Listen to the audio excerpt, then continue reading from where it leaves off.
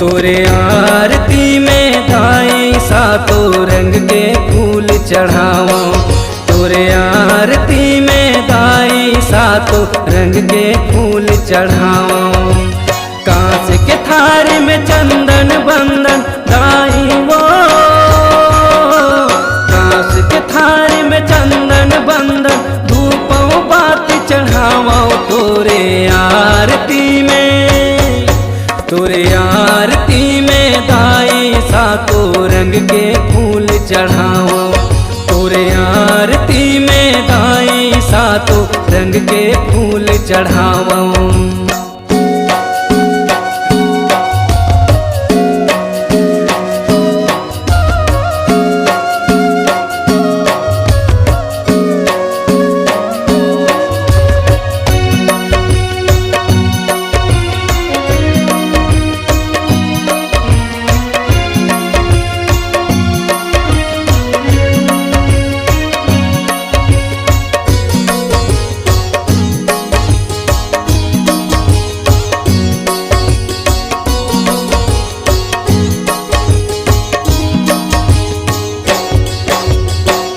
कौन फूल ला लाली मांगो, कौन फूल ला पिंगरा, कौन फूल ला हरियर मांगो, कौन फूल ला सादा।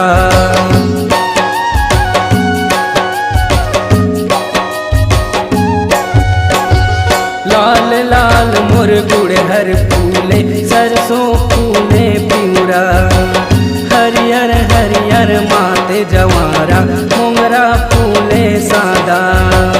बिना रंग के भाव चढ़ाओ, बिना रंग के भाव चढ़ाओ, करिया रंग के झंडा तोरे आरती में दाई सातो रंग के फूल चढ़ाओ। तोरे आरती में दाई सातो रंग के फूल चढ़ाओ।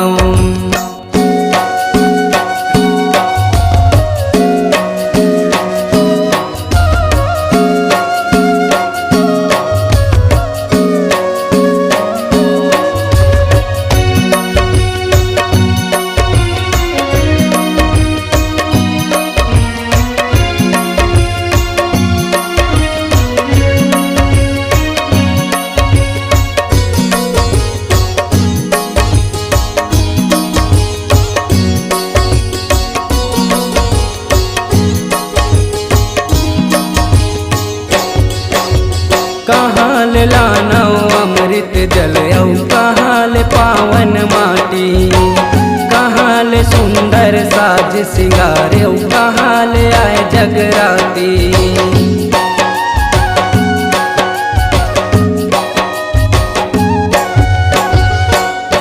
ले लानौ गंगा जल औ, मात देवाल के माटी, बनिया कर ले साज सिंगारे, खल्लारी के जगराती।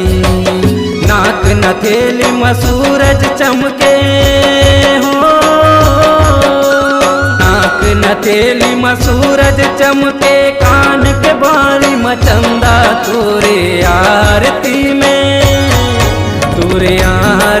में दाई सातो रंग के फूल चढ़ाओ।